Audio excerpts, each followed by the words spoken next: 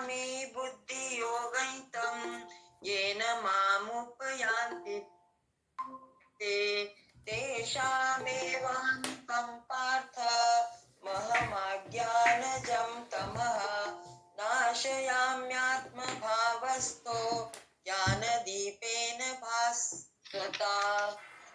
अर्जुन उवाच परं ब्रह्म परं धाम धाम पवित्रं परमं भवान् पुरुषं शाश्वतं दिव्यमादिदेवमजं विभुम् आहुस्त्वमृषः सर्वे देवर्षिर्नारदास्तथा असितो देवलो व्यासः स्वयं चैव ब्रवीषि मे सर्वमेतदृशं मन्ये यन्मान् वदसि केशव न हि ते भगवन्यचिन्तिं विदुर्देवान् दानवाः स्वयमेवात्मनात्मानं वेत्थि त्वं पुरुषोत्तम भूतभावान् भूतेश देवदेव जगत्पते वक्तुमहर्षशेषेण दिव्या ह्यात्मविभूतयः याभिर्विभूतिभिर्लोका निमांस्त्वं व्याप्य तिष्ठसि। बहुत अच्छा। 16 तक पढ़ा आचार्य जी। हाँ ठीक है, आवाज आ रही है ना? क्लियर आवाज आ रही है मेरी?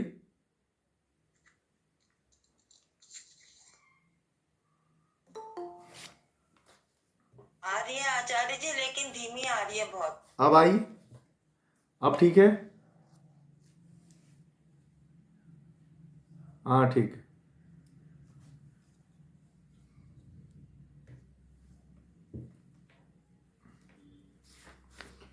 चलिए देखिए, 10वें श्लोक में भगवान श्री कृष्ण कह रहे हैं कि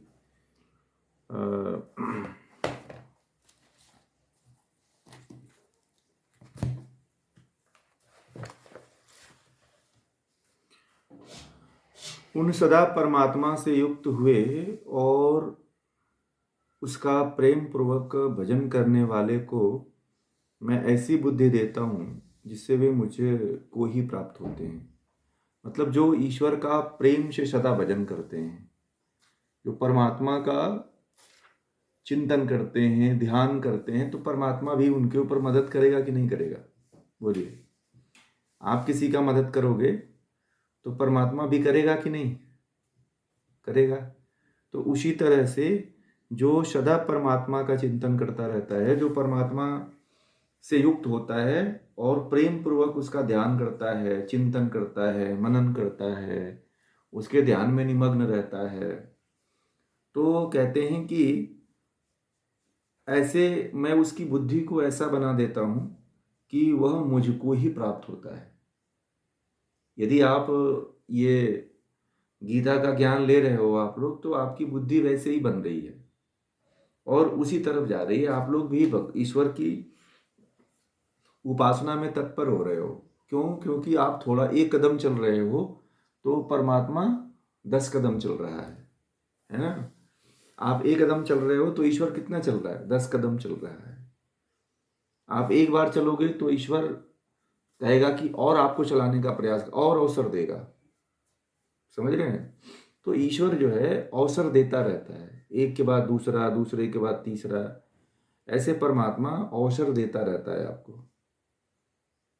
इसीलिए आप कहते हैं ना कि ईश्वर के राह पे चल करके तो देखो, परमात्मा आपको ऐसा ऐसा अवसर देता है जो आपने कभी सोचा भी नहीं था। इस तरह का अवसर ईश्वर देता है आपको। इसलिए ईश्वर के ध्यान में, चिंतन में, मनन में अपने आप को लगाइए।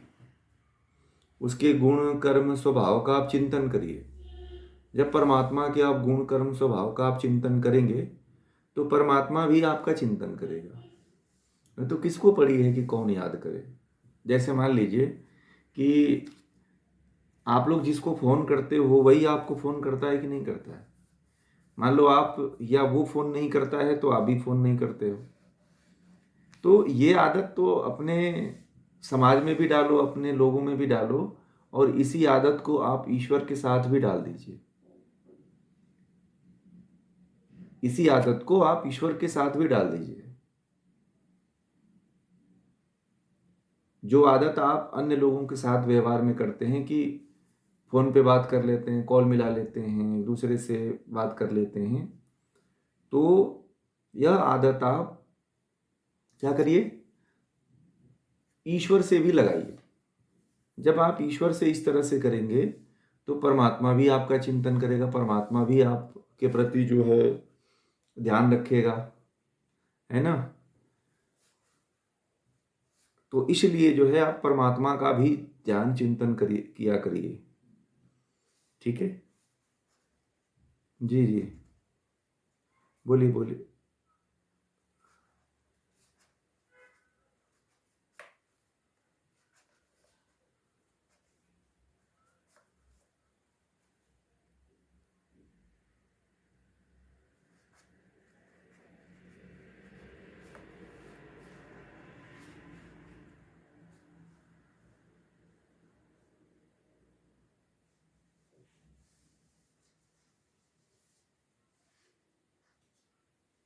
आपको ईश्वर के ही स्वरूप में चिंतन करें। अब तक आपने तो भगवान श्री कृष्ण को ईश्वर मानते थे, परंतु हमने कहा अभी जो ये विभूतिपाद में हमने पढ़ा ना, विभूतिपाद में पढ़ा था कि ईश्वर क्या है, जो उसकी विभूतियां हैं वो क्या क्या करता है। तो आप चले आइए जो है विभूतिपाद में 9वें अध्याय में। तो वहाँ पे मैंने कहा था कि यहाँ से यहाँ तक परमात्मा के गुणों का आप चिंतन करोगे तो परमात्मा आपको क्या हो जाएगा, बार आपको प्राप्त हो जाएगा। तो विभूतियों में 9वें अध्याय के विभूतियों में आपको बताया था वहाँ पे कि ईश्वर क्या है। एक तो जो विश्व तो मतलब सब और मुख वाला है, ज्ञान देने वाला है, ऐसा आप चिंतन करो। न्याय करने वाला है, सर्वशक्तिमान है, सृष्टि को रचने वाला है, कर्मों का फल देने वाला है। इस तरह से बहुत से नाम हैं जो समय समय पे हम आपको बताएंगे कि इस मंत्र से, इस श्लोक से आप ईश्वर का चिंतन करो। देखिए, परमात्मा का कोई रूप नहीं है, ईश्वर का कोई रूप नहीं है, क्योंकि ईश्वर का रूप रंग कोई है ही नहीं है। तो उसके नाम से ही आप चिंतन मनन करो। आप केवल वो मैं आपको बता दूंगा समय समय पे। अब मुझे आपने याद दिला दिया है, तो जहाँ पे भी अब आने वाले समय में वो श्लोक आएगा तो मैं कहूँगा कि अगर ईश्वर का चिंतन करना है, ध्यान करना है, तो इस मंत्र से आप करना। जैसे मैंने कह दिया कि ईश्वर सर्वशक्तिमान है, तो आप अब ये सोचो कि ईश्वर सर्वशक्तिमान का मतलब कि उसके जैसा दूसरा कोई शक्तिशाली है ही नहीं। अब आपको ऐसे चिंतन करना है कि ईश्वर जैसा शक्तिशाली कोई दुनिया में है ही नहीं है, क्योंकि वह सुपर शक्तिशाली है, बाकी उससे सब नीचे शक्तिशाली हैं। इसीलिए हमें तो उस व्यक्ति की उपासना करना चाहिए जो सर्वशक्तिमान हो, जो कभी मरता न हो, जिसका कभी जन्म नहीं होता है, जो कभी दिखता न हो। इस तरह से ये परमात्मा के गुण कर्म स्वभाव के नाम है ये। तो इस तरह से परमात्मा का आप चिंतन करो। तो जब इस तरह से आप चिंतन करोगे तो आपको अनुभूतियां होने लगेंगी, धीरे धीरे अनुभूतियां। जैसे मैंने कहा कि कल कहा था मैंने आपको कि परमात्मा की हर एक कृति में देखो आप कि परमात्मा ने फूल को इतना सुंदर बनाया है। तो जब फूल इतना सुंदर है तो वो कितना सुंदर होगा। उसके गहराई में उतरने का प्रयास करो तो आपको धीरे धीरे वह परमात्मा की अनुभूति आपको धीरे धीरे होने लगेगी। धीरे धीरे आपके उसके गुण कर्म स्वभाव के माध्यम से आप परमात्मा तक पहुंचने लग जाओगे, ईश्वर की अनुभूति आप करने लग जाओगे। ठीक है, क्योंकि भगवान श्री कृष्ण उन्हीं को कहते हैं। ठीक है, तो इसलिए इस बात को समझ करके आप जहाँ जहाँ भी आएगा मैं वहाँ वहाँ आपको बताऊंगा, सभी को बताऊंगा। मैं वहाँ पे कहूँगा आप लोग इसको ईश्वर के ध्यान के लिए इस श्लोक को नोट कर लीजिए, इंपॉर्टेंट है ये। तो उस मंत्र से आप ध्यान कर सकते हैं। बाकी मैं समय समय पर हर ग्रंथ में बताता हूँ, जो भी ग्रंथ पढ़ाता हूँ उस सभी में बताता हूँ कि इससे ईश्वर का ध्यान करना चाहिए। इस मंत्र से आप लोग इंपॉर्टेंट कर लीजिए और इस मंत्र से आप ईश्वर का चिंतन मनन और ध्यान कर सकते हैं। बाकी कोई रास्ता है ही नहीं है। क्यों? क्योंकि आज मैं महाभारत, मैं कहीं एक जगह बात कर रहा था महाभारत पे, एक एक लेक्चर था वहाँ पे, बोलना था, तो वहाँ पे भगवान श्री कृष्ण की भी मृत्यु हुई थी। भगवान जब आपस में, मौसल पर्व है महाभारत में, जब आपस में जो है यदुवंशी और जो भोज और ये आपस में जब लड़ कर के मरते हैं, तो भगवान श्री कृष्ण देखते हैं कि जब उनके भी पुत्र इस अन्याय में शामिल होते हैं तो उनको भी वो मार करके बलराम और जो है कृष्ण दोनों वन की तरफ जाते हैं और समाधि लगाते हैं बलराम जी, तो उनकी मृत्यु हो जाती है। फिर समाधि में बैठे ही रहते हैं, भगवान श्री कृष्ण समाधि लगाते हैं, तब तक बहेलिया उनको बाण से मार देता है, तो उनकी मृत्यु हो जाती है। तो उनकी, बलराम की भी, या जिनको हम भगवान मानते हो, तो उनका भी एक मृत्यु सामान्य व्यक्ति की तरह ही होती है, जो सामान्य व्यक्ति जैसे मरता है। और बाकी उनके कुल में कोई बचा ही नहीं, सब मारे गए। स्त्रियां थीं, स्त्रियों को अर्जुन ने बचाया, बाद में बचा करके ले जा रहे थे, तो रास्ते में जो है भील और अहिर अहिर थे, वो लोग जो है ना उनको आक्रमण कर लिया और उनकी स्त्रियों को कुछ छीन के ले गए। जो बच्चियां, जो बूढ़े व्यक्ति बचे थे, जो और बूढ़ी औरतें बची थी, उनको लेकर के अर्जुन गए और अलग अलग राज्यों में उनको बसा दिया। तो इस तरह से मैंने देखा कि उनका भी अस्तित्व एक आम इंसान की तरह ही खत्म हुआ। ठीक है, हाँ वो भगवान हैं, भगवान हम मानते भी हैं, परंतु भगवान और ईश्वर में तो अंतर है। परंतु उसका भी, भगवान श्री कृष्ण भी और बलराम भी जाकर के उसी परमपिता परमात्मा, जब वो देख लिए कि हमारे कुल के, हमारे पुत्र सारे बेकार निकल गए और सारे आपस में लड़ करके मर गए, तो भगवान श्री कृष्ण और बलराम दोनों वन के तरफ जाते हैं और समाधि लगा लेते हैं, और समाधि लगा करके उसके बाद फिर वो अपने प्राण को छोड़ देते हैं योग माया के द्वारा। योग माया एक योग की क्रिया है जिसके माध्यम से शरीर को छोड़ा जाता है। बहुत अच्छी क्रिया है वो योग में है, वो कैसे शरीर को त्यागा जाता है। तो योग में जो है प्राणवायु को खींच करके ईश्वर का, ओम का चिंतन करते हुए अपने प्राण को त्यागा जाता है, और समाधि में लीन होकर के ये होता है। शरीर को छोड़ने की जो प्रक्रिया है यह, जब आपको समाधि लगाना आता है तब ये, मतलब योग माया के द्वारा आप शरीर छोड़ सकते हो। बाकी जब तक समाधि नहीं लगा पाते हो तब तक योग माया से आप नहीं छोड़ पाओगे। इसलिए जब समाधि आप लगा लो तभी योग माया से आप छोड़ सकते हो प्राण को। ऐसा भगवान श्री कृष्ण और बलराम ने किया था। तो इस तरह से जो ईश्वर है, जो परम पिता परमात्मा है, वो कभी जन्म नहीं लेता है। जो मनुष्य है वो, उसकी आत्मा है, वो जन्म लेती है, बार बार मरती है, जन्म लेती है, और जो मुक्त होती है तो फिर जन्म भी नहीं होता है। एक लंबे समय तक, एक लंबे काल तक आप मोक्ष के गले में चले जाते हो आप। आगे कहते हैं अगले श्लोक में कि उन पर परमात्मा में चित्त लगाने, मतलब परमात्मा में चित्त लगाने पर परमात्मा क्या करता है? अनुग्रह करता है। अनुग्रह करता है और उनके भीतर उपस्थित होकर के अंधकार को और अज्ञान को हटा करके एक नया दीपक जलाता है। जलाता है कि नहीं जलाता है? जलाता है ना। परमात्मा जो है क्या करता है, जब आप परमात्मा में चित्त को लगा लेते हो तो वह आपके ऊपर एक विशेष अनुग्रह करता है। भगवान श्री कृष्ण बता रहे हैं। अब आप लोग कहते हो कि परमात्मा अनुग्रह करता है कि नहीं करता है? करता है। जब आप परमात्मा में चित्त को लगा लेते हो तो परमात्मा एक विशेष तरह का अनुग्रह करता है, विशेष प्रकार का एक कृपा अनुग्रह जिसको बोलते हैं, तो वह अनुग्रह करता है। और उसके, आपके भीतर जो है, जो अंधकार होता है, जो अज्ञानता होती है, जो अज्ञान होता है, वहाँ पे एक ज्ञान का दीपक जलाता है, और आपको जितने भी बुरे भाव, बुरे विचार, वृत्तियाँ, क्लेश होते हैं, उनको परमात्मा आपके साथ मिलकर नष्ट करने में मदद करता है। जब तक आप मेहनत नहीं करोगे, जब तक आप नहीं प्रयास करोगे, तब तक परमात्मा भी प्रयास नहीं करता है। ऐसा होता है। ईश्वर तभी प्रयास करता है, ईश्वर तभी जो है आप में चित्त को लगाता है, ईश्वर तभी आप में ध्यान मग्न होता है, जब जो है आप ईश्वर की तरफ जाते हो, तब परमात्मा आपकी तरफ अनुग्रह करता है। इस बात को आप लोग ध्यान रखें। तो परमात्मा की तरफ जाओ, तब परमात्मा आपकी तरफ अनुग्रह करेगा। आप बैठे रहोगे, सोचोगे कि परमात्मा ऐसे ही हमारे ऊपर कृपा कर ले, दया कर ले, करुणा कर ले, तो कभी नहीं करने वाला है। एक कदम आप चलोगे, मैंने कहा कि जब तक आप एक कदम नहीं चलते हो, परमात्मा आपकी तरफ एक भी कदम नहीं बढ़ाएगा। आप पड़े रहोगे, मर जाओगे, गर्त में चले जाओगे, कोई मतलब नहीं। इसलिए अच्छे गुरु, अच्छे योगी का सानिध्य प्राप्त करके परमात्मा को प्राप्त करने का प्रयास करना चाहिए।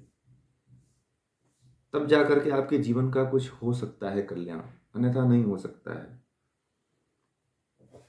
फिर कहते हैं कि अर्जुन ने कहा, आगे कहते हैं कि अर्जुन ने कहा कि आप, हे भगवान, मतलब कि ईश्वर जो है, कि ईश्वर पर ब्रह्म है, परम पवित्र है, शाश्वत है, दिव्य पुरुष है, आदित्य देव है, आदि देव है, अज है, विभु है। अब देखिए, जो आप बोल रहे थे ना, अब आ गया कि परमात्मा क्या है। परमात्मा सर्वोत्कृष्ट है। परम परम परम का मतलब सर्वोत्कृष्ट, उसके जैसा कोई भी नहीं है। आपका मतलब उस ईश्वर का निवास स्थान परम मतलब महान है। मतलब क्या बताया, उसका जो निवास स्थान है वह बहुत महान है, पवित्र है। और क्योंकि ईश्वर को सब ऋषि जन, सनातन दिव्य पुरुष, आदि देवगण उसी परमात्मा से, वही परमात्मा उत्पन्न करता है। और ऋषि जन आपको क्या बोलते हैं, जो ऋषि जन होते हैं, ज्ञानी लोग होते हैं, वह आपको अजन्मा बोलते हैं, सर्वव्यापक बोलते हैं। स्वयं में ऐसा कहकर देवर्षि नारद, ऋषि देवल, व्यास जी भी ऐसे ही कहते हैं। देखिए, अब ये अर्जुन कह रहे हैं कि जो देवर्षि देवल थे, देवर्षि नारद हैं, ऋषि देवल हैं, और व्यास ऋषि भी ऐसा कहते हैं कि परमात्मा क्या है, परम पवित्र है, शाश्वत है। शाश्वत मतलब सदा से है। क्या है परमात्मा, क्या है परमात्मा, शाश्वत मतलब हमेशा से है और हमेशा रहेगा। शाश्वत का अर्थ होता है हमेशा। तो परमात्मा हमेशा से है और हमेशा रहेगा। ठीक है। और देखिए, ये रंजन जी, इसका नाम अब ये ध्यान रखिएगा कि परमात्मा सर्वोत्कृष्ट है। इस एक एक शब्द पे चिंतन करना है आपको। और परमात्मा क्या, ईश्वर क्या है, शाश्वत है, मतलब ईश्वर सदा से है, हमेशा से है और हमेशा रहेगा। और आदि देव है, मतलब जितने भी देवता हैं उन सभी को उत्पन्न करने वाला वह परमात्मा ही है। ठीक है। परम ईश्वर क्या है, सभी को उत्पन्न करने वाला वही है, वही परमात्मा है, वही ईश्वर है जो सबको उत्पन्न करता है। ठीक है। और दूसरा अगला शब्द आता है अज है। क्या है, अज है। तो अज का मतलब क्या, अजन्मा। अज का मतलब अजन्मा। क्या, अजन्मा। वो उसका कभी जन्म नहीं होता है, वो कभी जन्म लेता ही नहीं है, पहले से ही है, वो हमेशा से है, हमेशा रहता है। तो आप इस नाम का चिंतन करो कि परमात्मा अजन्मा है, कभी जन्म लेता ही नहीं है। और फिर विभु। क्या मतलब, विभु का मतलब होता है सर्वव्यापी। विभु का अर्थ होता है सर्वव्यापी। तो परमात्मा क्या है, सर्वव्यापी, सब जगह पर है, एक एक कण कण में है, एक एक सेल में है, एक एक गाय में है, पशु में है, पक्षी में है, कीड़े हैं, मकोड़े हैं, छोटे छोटे जितने भी जीव जंतु हैं, उन सभी में वह परमात्मा विद्यमान है। ऐसा सोचो कि परमात्मा कहाँ नहीं है, किसके पास नहीं है, कहाँ किसमें नहीं है। ये देखो, ऐसे एक नाम में परमात्मा के ऊपर आप एक एक घंटे चिंतन कर सकते हो कि विभु है, सर्वव्यापी है, परमात्मा सर्वव्यापी है, अजन्मा है, परमात्मा कभी जन्म नहीं लेता है परंतु सबको जन्म देता है। इस तरह से परमात्मा का चिंतन करो कि देखो, वो परमात्मा कभी जन्म ही नहीं लेता है, उसका जन्म ही नहीं होता। और हम लोग जो है ऐसा कर्म करते हैं कि वो हम लोगों को जन्म लेना पड़ता है। इस तरह से जब आप चिंतन करने लग जाएंगे, इस तरह से जब आप परमात्मा का ध्यान करने लग जाएंगे, तो धीरे धीरे आपको परमात्मा की सूक्ष्म अनुभूति होने लगेगी। परमात्मा की आपको धीरे धीरे हल्की थोड़ी थोड़ी अनुभूति होने लग जाएगी और परमात्मा को आप क्या करोगे? प्राप्त कर लोगे, परमात्मा को आप अनुभूत कर लोगे। ठीक है, तो इस तरह से ये भगवान से और कहते हैं, अर्जुन कह रहे हैं कि समस्त ऋषियों ने, देवर्षि नारद ने, आसित ने, देवल ने, व्यास ने और स्वयं भगवान श्री कृष्ण ने, मतलब आपने भी मुझे, अर्जुन कह रहा है कि देवर्षि नारद, आसित ऋषि, देवल ऋषि और व्यास ऋषि और स्वयं भगवान श्री कृष्ण भी उस परमात्मा के बारे में ऐसा ही बता रहे हैं। अर्जुन कह रहा है कि आप भी यही कह रहे हो जो देवर्षि नारद कहते हैं, देवर्षि आसित कहते हैं, देवर्षि देविल कहते हैं, असित कहते हैं, देवर्षि देवल कहते हैं और व्यास कहते हैं। 4 ऋषियों का इन्होंने, अर्जुन ने नाम लिया। ये जो 4 ऋषि हैं, ये 4 मतलब 4 ऋषि और एक भगवान श्री कृष्ण, यानी कि 5 लोग ऐसा कहते हैं कि परमात्मा क्या है?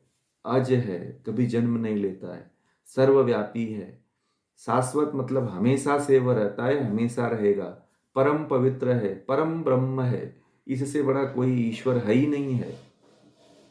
अब आपको प्रमाण मिल गया कि कौन कौन ऋषि लोग कहते हैं। बोलिए, अब इन ऋषियों से भी बड़ा कोई ऋषि हुआ है क्या? बताइए आप मुझे, आप लोग, कोई इनसे भी बड़ा कोई ऋषि हुआ है? कोई नहीं हुआ है। कौन कौन? नारद जी, असित ऋषि, देवल ऋषि, व्यास ऋषि और उसके बाद भगवान श्री कृष्ण। ये पांचों योगी कैटेगरी के व्यक्ति हैं, ऋषि कैटेगरी के व्यक्ति हैं। ये पांचों लोग ऐसा कह रहे हैं कि ईश्वर क्या है? परम ब्रह्म है। इससे बड़ा तो परम मतलब सर्वश्रेष्ठ, इससे बड़ा सर्वोत्कृष्ट ब्रह्म है, इससे बड़ा कोई नहीं है। यह क्या है? शाश्वत है, हमेशा से है, आदि देव है, कभी इसका प्रारंभ ही नहीं हुआ है, अजन्मा है, सर्वव्यापी है। तो इस तरह से ईश्वर के नाम का आप चिंतन करो, क्योंकि ये ऋषि लोग भी कहते हैं कि परमात्मा ऐसा ही है। ठीक है, अब अर्जुन को भी इस बात का पता चल गया कि परमात्मा कैसा है। ठीक है,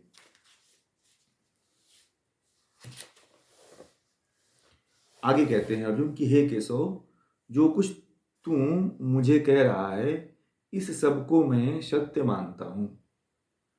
अब कहते हैं कि जो भी आप मुझे आप कह रहे हो ना, उसको सभी को मैं सत्य मानता हूं। और भगवान तेरे व्यक्तित्व को न देव जानते हैं न दानव। अब ये भगवान श्री कृष्ण के लिए कह रहे हैं। जैसे हम लोग भी किसी को बात करते हो भगवान बोल देते हैं, तो ये अब जो है भगवान श्री कृष्ण को कह रहे हैं कि भगवान तेरे व्यक्तित्व को न देव जानते हैं न दानव जानते हैं। तो सही बात है कि बहुत से लोग भगवान श्री कृष्ण के व्यक्तित्व को नहीं जानते थे कि भगवान श्री कृष्ण क्या है। क्यों? क्योंकि भगवान श्री कृष्ण ने उस परम पिता परमात्मा यानी कि ईश्वर का ज्ञान उनको बताया था। किसको? अर्जुन को, कि ईश्वर कैसा होता है, परमात्मा कैसा होता है। तो इस तरह से आप परमात्मा का चिंतन आप लोग कर सकते हैं, ईश्वर का चिंतन कर सकते हैं। अभी बहुत ऐसे श्लोक मिलेंगे गीता में जिसके माध्यम से आप ईश्वर का चिंतन मनन कर सकते हैं, ईश्वर का ध्यान कर सकते हैं। बात समझ में आ रही है? तो ऐसे आप लोग करेंगे तो ईश्वर का चिंतन, परमात्मा का चिंतन आप आराम से कर सकते हैं। ध्यान में बैठिए, इन शब्दों को लेकर मन में चिंतन करते रहिए, इनके गुण कर्म स्वभाव को सोचते रहिए, इसी के बारे में चिंतन करते। ध्यान ऐसे किया जाता है, ध्यान में किसी मूर्ति का प्रतीक नहीं रखना चाहिए। तो क्या होता है कि आप भी जड़ होने लगते हो, मूर्तिमय होने लगते हो। ठीक है, इस बात को आप लोग समझ लो कि ध्यान में कभी भी किसी प्रतिमा का ध्यान नहीं करना चाहिए। प्रतिमा का कहा जाता है, ज्ञानी लोग, ऋषि लोग कहते हैं, विद्वान लोग कहते हैं कि यदि आप किसी प्रतिमा पे ध्यान करते हो, किसी प्रतिमा का ध्यान करते हो, तो फिर आप भी उस प्रतिमा की तरह जड़ हो जाते हो, आप भी उस प्रतिमा की तरह अज्ञानी हो जाते हो, जड़ हो जाते हो, मूर्ख हो जाते हो, अज्ञानी हो जाते हो। ऐसा होता है।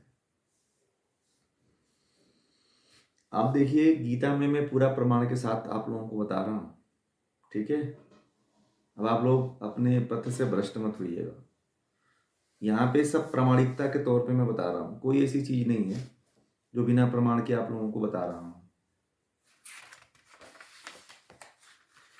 कोई आपको देखिए, पढ़ाने वाले लोग बहुत हैं, क्या करते हैं वो लोग, जो मूल को छोड़ देते हैं और जो मूल नहीं होता है उसी पे लोगों से चर्चा करते रहते हैं।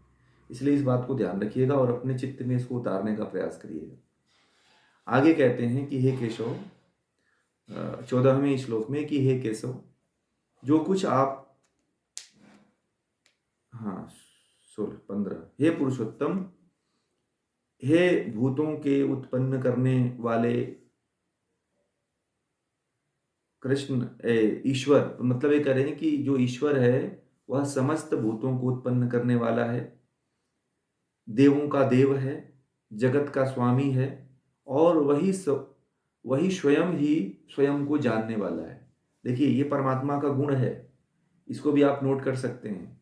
क्या कि सभी, मतलब जितने भी भूत, मतलब पंच महाभूतों से जितने भी प्राणी उत्पन्न होते हैं उनको भूत कहा जाता है। तो जितने भी संसार में इन पंच महाभूतों से उत्पन्न होते हैं, जितने भी पदार्थ, जितने भी जीव इन पंच महाभूतों से उत्पन्न होते हैं, उनको वही ईश्वर उत्पन्न करता है। और यही परमात्मा जो है, जितने देवता हैं उन सभी देवताओं का देवता यही है। और कहते हैं कि यही जो है ईश्वर ही है जो जगत का स्वामी है। क्या है? ईश्वर ही है जो जगत का स्वामी है। और ईश्वर स्वयं के द्वारा ही जाना जा सकता है। ईश्वर को कोई पूरी तरह से नहीं जान सकता है। ईश्वर को जान सकते हैं, ईश्वर को अनुभूत कर सकते हैं, परंतु क्या है कि हमारी उतनी सामर्थ्य नहीं है। हम लोग बड़े कम सामर्थ्य वाले हैं। हमारे पास उतनी सामर्थ्य, मतलब उतना बल नहीं है, उतना ज्ञान नहीं है, हम उतने हमारे पास तप नहीं है, इसलिए हम परमात्मा को उतना अच्छी तरह से नहीं जान पाते हैं। परमात्मा को पूरी तरह से कोई नहीं अब तक जान पाया कि परमात्मा है क्या, परमात्मा किस तरह का है, कैसा है। अभी तक संसार में जितने भी लोग हुए हैं, प्राणी हुए हैं, योगी हुए हैं, ऋषि लोग हुए हैं, उनमें से कोई भी परमात्मा को बहुत अच्छी तरह से नहीं जान पाया है। बात समझ रहे हैं आप लोग? परमात्मा को अब तक कोई भी बहुत अच्छी तरह से नहीं जान पाया है। ठीक है, तो वह कहते हैं कि परमात्मा केवल स्वयं के द्वारा ही जाना जा सकता है। वह स्वयं को स्वयं ही जान सकता है। वह परमात्मा स्वयं को वही जान सकता है कि वह कौन है। वह अपने आप को वही जान सकता है, दूसरा कोई परमात्मा को नहीं जान सकता है। पर आप जान सकते हैं, ऐसा मत सोचिएगा कि आप लोग परमात्मा को जान ही नहीं सकते हो। जितनी आवश्यकता है मुक्ति में जा सकते हो उतना तो जान लोगे। पूर्ण रूप से कहो कि जान लेंगे तो ये असंभव है। पूर्ण रूप से परमात्मा को नहीं जाना जा सकता है। कहने का मतलब ये है।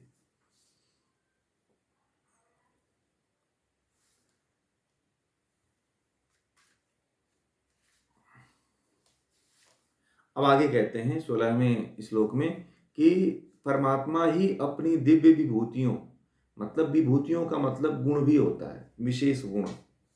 तो परमात्मा ही अपनी दिव्य विभूतियों के, मतलब विशेष गुणों को कहने के योग्य है। मतलब परमात्मा ही अपने विशेष गुणों को कहने के योग्य है। जिन विभूतियों से आप सब लोगों में, मतलब कि ईश्वर सब लोगों में व्यापक होकर स्थित है। मतलब कि जो परमात्मा है,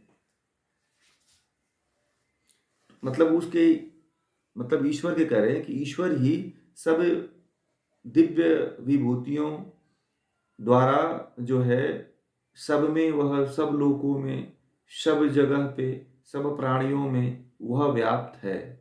उसे और कोई जो है नहीं पूरी तरह से जान सकता है। वह केवल वही है जो स्वयं को वो जान सकता है कि वो कितना महान है, कितना विशाल है, कितना बड़ा है।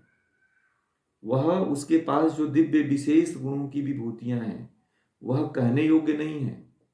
अभी हम लोग परमात्मा के बारे में 10 दिन बोले ना, तो हम लोग परमात्मा के बारे में पूरा नहीं बोल पाएंगे। अगर पूरे जीवन भर परमात्मा के गुणगान को गाते रहें तब भी परमात्मा के बारे में हम कम ही बोल पाएंगे। परमात्मा के बारे में यदि सारे वेद, सारे उपनिषद, सारे ग्रंथ यदि बोलना शुरू कर दें तब भी परमात्मा के बारे में जानना कम ही रह जाएगा। ठीक है। और कहते हैं कि वह स्वयं से ही जाना जाता है, प्राणियों को जो है, और कहते हैं कि और जितने भी प्राणी जगत है उन सभी प्राणियों के अंदर, जीवों के अंदर, कीटों के अंदर, मच्छरों के अंदर, सब में वह व्यापक होकर के स्थित है। परमात्मा क्या है?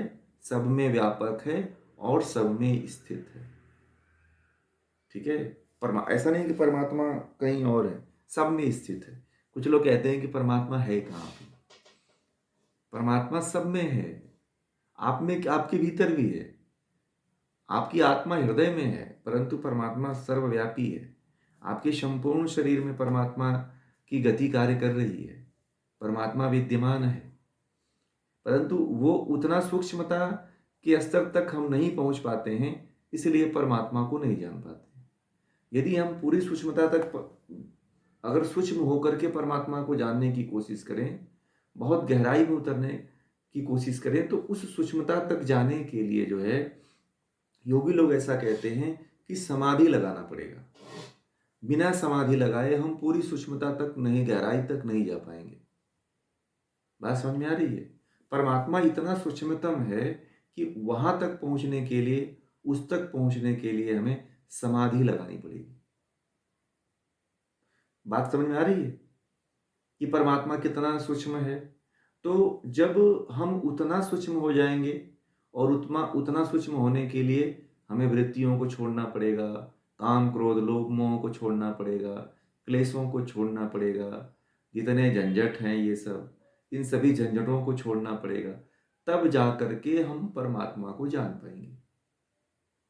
क्योंकि ये पूरा का पूरा आवरण लेकर के चलते हैं, पूरा का पूरा समाज लेकर के चल रहे हैं, पूरी दुनिया को अपने साथ इकट्ठा करके लेके चल रहे हैं, तो आप ये समझो कि आप परमात्मा को नहीं जान पाओगे, क्योंकि परमात्मा बड़ा सूक्ष्म है, बहुत सूक्ष्म है, आपकी आत्मा से भी सूक्ष्म है। कैसे जानोगे बताइए? आपके बाल का 1,00,000 गुना कर दिया जाए ना, तो जो 1,00,000 टुकड़ा जो बनेगा, अंतिम जो प्रोडक्ट बनेगा 1,00,000 का, उसके बराबर कहते हैं कि होगा परमात्मा। बाल के अग्रभाग को 1,00,000 बार तोड़ा जाए, काटा जाए, तो बोलिए कितना सूक्ष्म होगा? देख पाओगे अपने आंख से आप उसको? परमात्मा है, परंतु हम उतने सूक्ष्मता तक नहीं पहुंचे। समस्या ये है। बात समझ में आ रही है कि परमात्मा, आपके बाल के अग्रभाग को ले लीजिए और उस बाल के अग्रभाग को 1,00,000 बार टुकड़े टुकड़े कर लीजिए,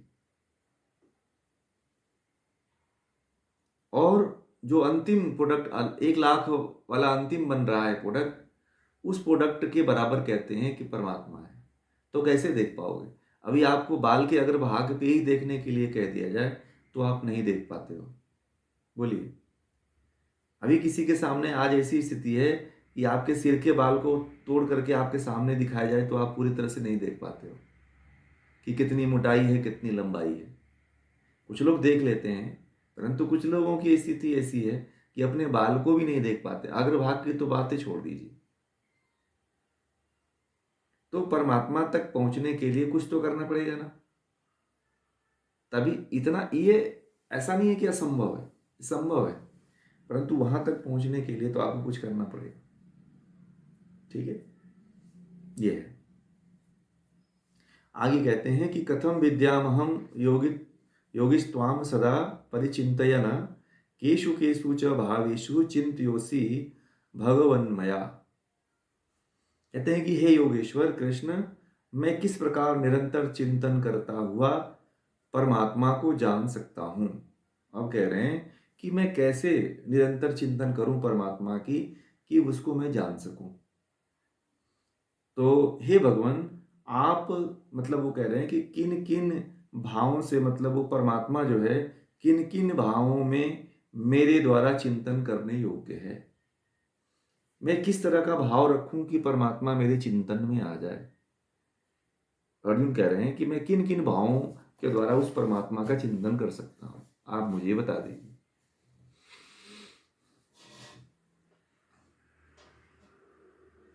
बात समझ में आ रही है? कह रहे हैं कि परमात्मा का चिंतन मैं किन किन भावों के द्वारा करूं, कैसे करूं, और परमात्मा किस तरह से वो चिंतन में आ सकता है मेरे।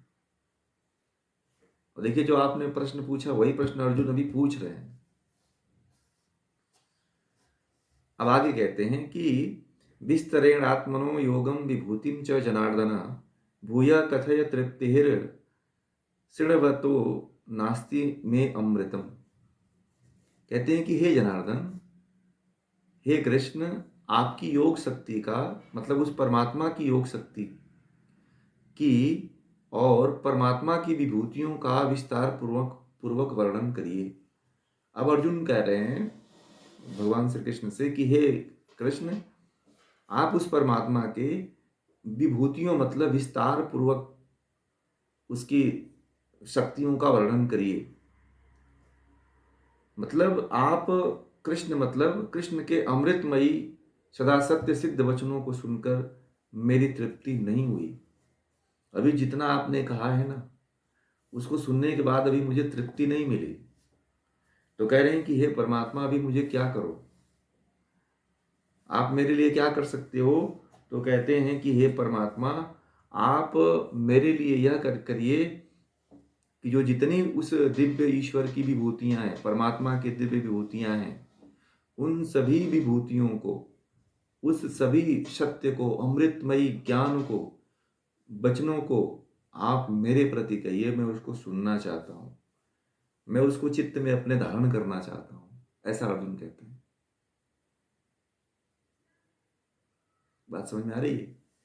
अब देखिए वो क्या भगवान, अब उसके बाद भगवान श्री कृष्ण कहते हैं, और क्या कहते हैं कि हंत में कथयिष्यामि दिव्या हायात्म विभूतयः प्रधान्यतः कुरु श्रेष्ठः नास्त्यंतो विस्तारस्य में।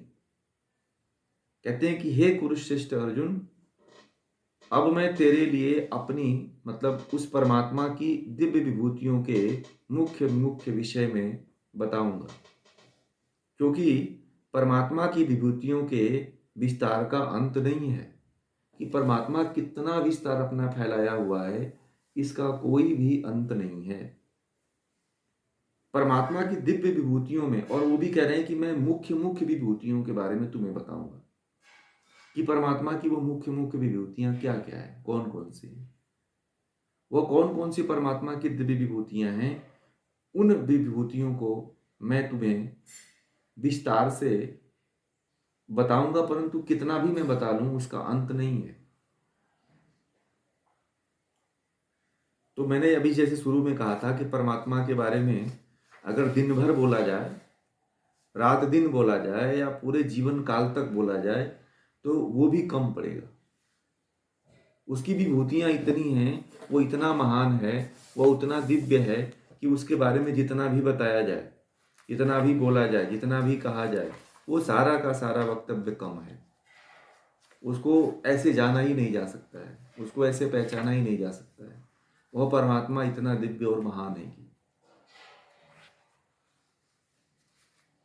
परंतु फिर भी भगवान श्री कृष्ण जो मुख्य मुख्य है, जो एक आम इंसान जान सकता है, उसको अर्जुन के प्रति कह रहे हैं। आगे कह रहे हैं कि अहम आत्मा गुणाकेशः भूताशय स्थितः अहमादिश्च मध्यम च भूतानामन्तः एव च। कहते हैं कि हे अर्जुन, परमात्मा सब भूतों मतलब प्राणियों के हृदय में स्थित, सबका स्थित है। क्या है? परमात्मा जो है संपूर्ण भूत मतलब प्राणियों के हृदय में स्थित है। जितने भी प्राणी जगत है, जितने भी संसार में जीव जगत हैं, प्राणी जगत हैं, कीड़े मकोड़े हैं, और भी जो जलीय जीव हैं, आकाशीय जीव हैं, भूमि के अंदर जो जीव रहते हैं, ये समस्त जीवों के बारे में कहते हैं कि जितने जीव रहते हैं उन सभी जीवों के हृदय में परमात्मा स्थित है, और सबके आत्मा में स्थित है, और प्राणियों का आदि मध्य और अंत भी वही है। जो ईश्वर है वह समस्त प्राणियों का आदि भी है, मध्य भी है और अंत भी है। वही परमात्मा के बारे में कह रहे हैं, उसी ईश्वर के बारे में कह रहे हैं कि वह परमात्मा जो है सभी प्राणियों का आदि है मतलब प्रारंभ है, और मध्य भी है और अंत भी है। तो शरीरों की बात हो रही है, क्योंकि प्राणियों में जो आत्मा है वह उसका वो नहीं है, जो उनका शरीर है वहां पे उसकी बात हो रही है, भूतों की बात हो रही है। तो परमात्मा क्या है? समस्त प्राणियों के मध्य में, आदि में और अंत में भी वही है। और बिना परमात्मा के किसी भी भूत प्राणी का शरीर स्थिर नहीं, जीवित नहीं रह सकता है, क्योंकि उस शरीर में परमात्मा की एक शक्ति रहती है। क्यों नहीं? परमात्मा के बिना कोई शरीर और आत्मा क्यों नहीं रह सकती है, बताइए। आप लोगों को पता है कि परमात्मा के बिना कोई भी आत्मा किसी शरीर में क्यों नहीं रह सकती है? याद है कि नहीं को बता सकते हैं आप लोग? यो क्यों कहा जाता है कि परमात्मा ही सभी प्राणियों को वो देता है? एक मिनट। हाँ बोलिए जानकी जी। हैं? चेतन शक्ति है परमात्मा। नहीं तो आत्मा भी तो शरीर के अंदर है, आत्मा भी तो चेतन ही है। परंतु यदि